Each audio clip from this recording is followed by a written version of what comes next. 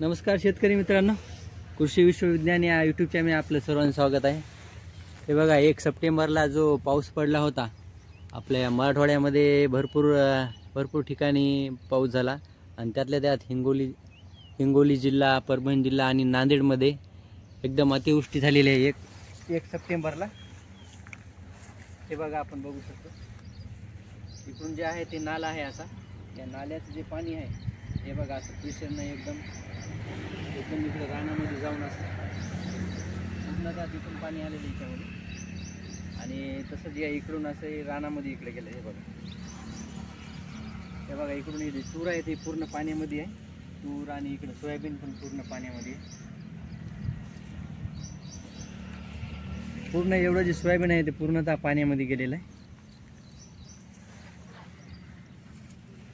आणि तसंच या साईडचं पण सोयाबीन हे पण पाणी असं प्रेशरनं पूर्ण आता ते बघा त्याच्यामध्ये पाणी पूर्ण जमलेलं आहे पाणी आणि त्याच्या समोर पण पाणी खूप जमून असे इकडे फुटला बांध इकडं आणि फुटून असं या इकडे या नाल्याला पुन्हा पाणी येतं, तिथून फुटला पूर्णतः असं। तर या 1 सप्टेंबरला हिंगोली जिल्हा, परभणी जिल्हा, नांदेडमध्ये भरपूर अतिवृष्टी झालेली आहे। त्यामुळं जे शेत आहेत ते पूर्ण खरडून गेले, नाल्या ओढ्याला भरपूर पाणी आले आणि जनावरं वाहून जाणे, जोराची वीज चमकणे यामध्ये पण शेतकऱ्यांचं भरपूर नुकसान झालेलं आहे।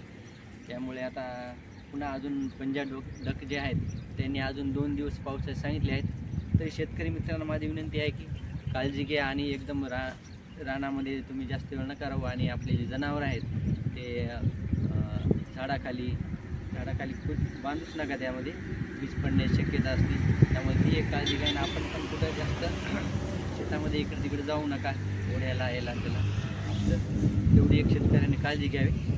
तर नमस्कार असं शेतकरी मित्रांनो, पुन्हा नवीन व्हिडिओमध्ये भेटू, तोपर्यंत जय जवान जय किसान।